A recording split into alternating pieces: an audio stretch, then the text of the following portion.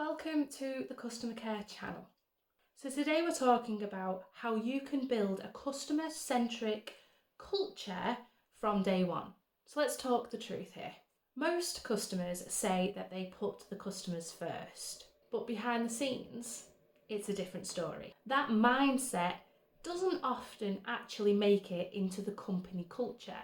It's usually just a value that they state that they're trying to keep to, or that's what they live and breathe. But the culture of the company, that's not always the case. Now why? It's really simple. It's because it's easier to focus on growth, your products, and your internal KPIs. And that's a key performance indicator if you're not sure, than to stay grounded in the customer needs. But if you're starting a business or resetting the tone, this video or episode, whichever one you're watching or listening to, is for you. So now let's talk about exactly how to build a customer-centric culture from day one. So here's the key. A customer-first culture doesn't happen by accident. There's a lot of effort put into it. It's built intentionally from your very first hire. Yep, we're talking about staff. Your first team meeting, for example, your first sale. Let's walk through the 3 essentials for actually doing it right. Number 1, let's define your customer North Star. Ask yourself, what does success actually look like for your ideal customer? And if you don't know who your ideal customer is, this is the time for you to download my free customer avatar template, which will explain to you who your ideal customer actually is. Link will be in the description. Have a think about not what makes you successful, but what actually makes the customer successful in whatever they're trying to do. Now, and that answer should drive every product, message, and policy that you create within your business. And don't be scared of saying within a meeting, how does that affect the customer? What is the impact on the customer? How does the customer fit into this? Because sometimes meetings go off on tangents and no one's actually considering how that affects the customer at the heart of whatever it is that they're talking about.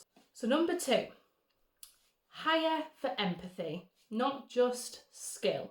Yes, talent does matter, but empathy is what builds connection, and not everyone is natural at being empathetic. Sometimes it's just in someone's, I suppose, genetic makeup, and for some people they struggle at this, so they may be really talented, but when they're talking to the customer, they may not have any empathy at all. So just watch out for that. Think about, do they listen? Do they actually actively listen? Like, for example, this video, are you listening? Or this podcast, are you listening right now? Are your ears actually switched on to what I'm talking about? Do they care? Do you care about what you're listening to right now? Does your staff member care about your customer and actually what happens to your customer day to day? And can they see the customer's perspective, or are they just thinking from the company's point of view? So for example, if this person requires a return and the policy states that this person shouldn't have it, maybe look at it as an individual. Can the staff member look at it as an individual and see whether actually this isn't fair and this person shops with us a lot and we want them to come back? So in this instance, from goodwill, we're going to return the money for this item, or whatever that may be. Now, if not, and the person can't be empathetic and they just don't have that in their nature, that's a culture risk. That person comes in, if they're Mr. Negative or if they're not customer-centric, that can spread within your current team of what you already have. Number 3, build feedback loops early. Now, even in the early days, you need to be collecting feedback. And let's be honest, in the early days, you don't tend to know what you're doing. So you really do need that feedback in order to make sure you're providing what the customer actually wants or is actually needs. Simple things like onboarding surveys, post-purchase emails, or even live chat transcripts. Ask what's working and what's not, and actually use that data to improve the way you are reacting to your customer and improve your business as a whole. So for example, you're a social media scheduling company, for example, and from day one, you make everything transparent, and transparency is your company value. You've shared salaries publicly, opened up about product mistakes, and empowered your team to solve customer issues without any, I suppose, red tape. That's not just branding, that's culture. And their customer loyalty will prove that it works.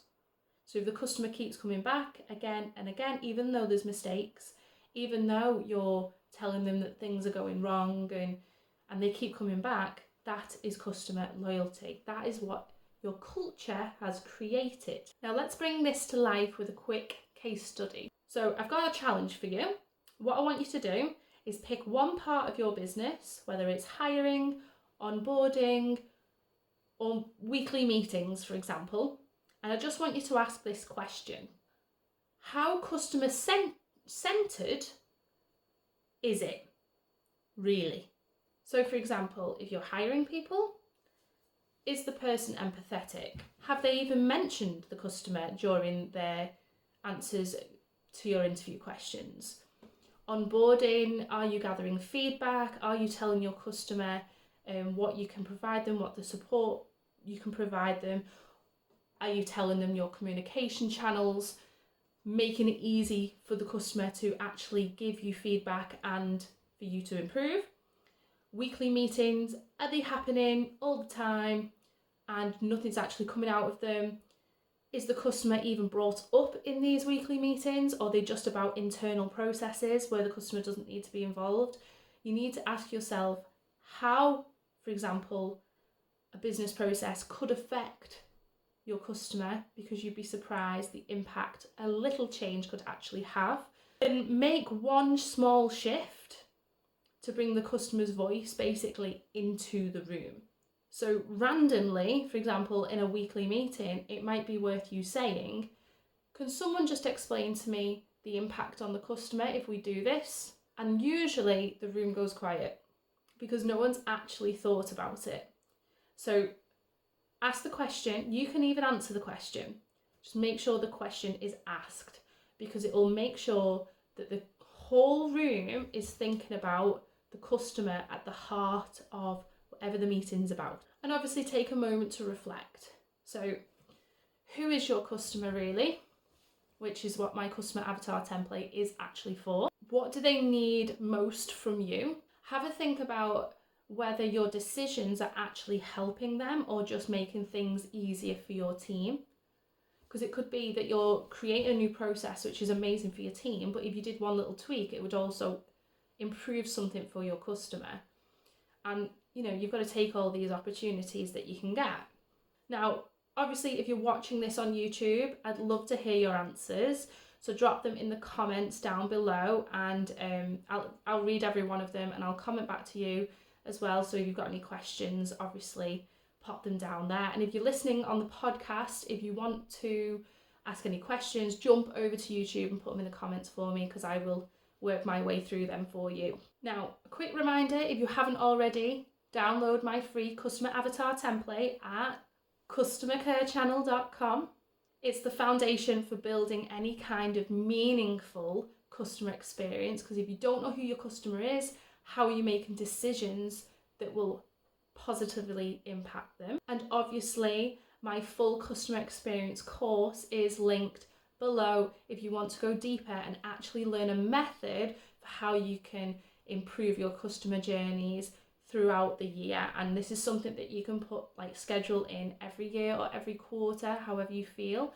It's a method you can take on into your business into the future. So if that's something that you want to do, the link is in the description down below as well. So thanks so much for tuning in today. If this has sparked any ideas for you, go and grab that customer avatar template and start taking some action. And on the email that you will receive, you can hit reply as well, and I will get the email. So if you've got any questions you want to ask me personally, and not on YouTube, you can do that as well. The course is packed with tools to help you build a brand basically that your customers will love. Subscribe to this channel, never know which way to point. Take care and see you next time.